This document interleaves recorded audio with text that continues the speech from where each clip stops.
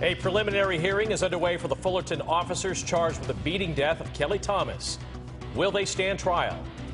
Good afternoon. This is the KTLA 5 News at 1. I'm Glenn Walker. And I'm Leila Feinstein. Photos that shocked the courtroom and testimony from several witnesses open the hearing, which will decide whether the officers will be tried on charges that include murder and involuntary manslaughter. KTLA's David Begnaud is in Santa Ana with the latest from the courtroom. David?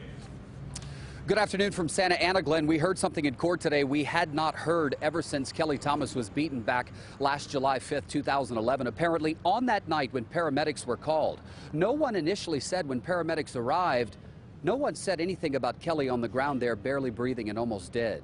Instead, we found out in court today, officers told paramedics about their minor, non-life-threatening injuries, and it was more than a minute before paramedics were told there's a man on the ground barely breathing. It was the first in what is expected to be a full day of dramatic Asp in the courtroom this morning with graphic pictures of an unconscious shown in open court. This is definitely reopening wound. Maybe I have masked or set aside a little bit, so it's a really emotional day for me too. Also seen for the first time, photos from the night 6 Fullerton police officers confronted Kelly at a Fullerton bus station July 5th, 2011. This bloodstain shows where Kelly collapsed. This was the taser used on Kelly. And this was a baton used by Officer Joe Wolf. Wolf was photographed with injuries to his elbow and his wrist. Also photographed the 2 officers criminally charged in Kelly's death, Manuel Ramos and Jay Cicinelli. The police technician who took those photos took the stand this morning and said when she arrived on July 5th, Officer Ramos appeared visibly shaken, tired, sitting against a police officer leaning over holding his rib cage. He was reportedly out of breath and nervous, in disbelief about what happened, saying, quote, "This was the fight of my life. I've never had anyone fight me like that before."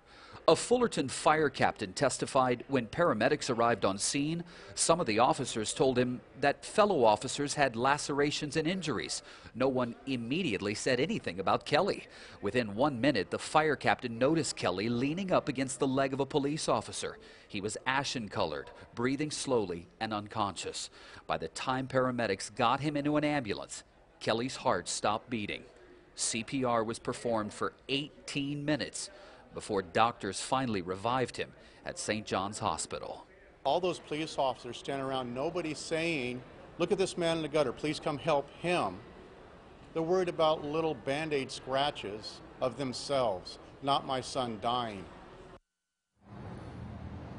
Ron Thomas had tears in his eyes in the courtroom today. Testimony. The judge has recessed for lunch, but when we come back this afternoon, we expect the video which captured the beating from a city camera at that bus station will be shown in open court for the first time. Cameras are allowed, and we will show you that video coming up tonight on the KTLA News at 6. For now, we are live in Santa Ana. I'm David Begnaud, KTLA 5 News.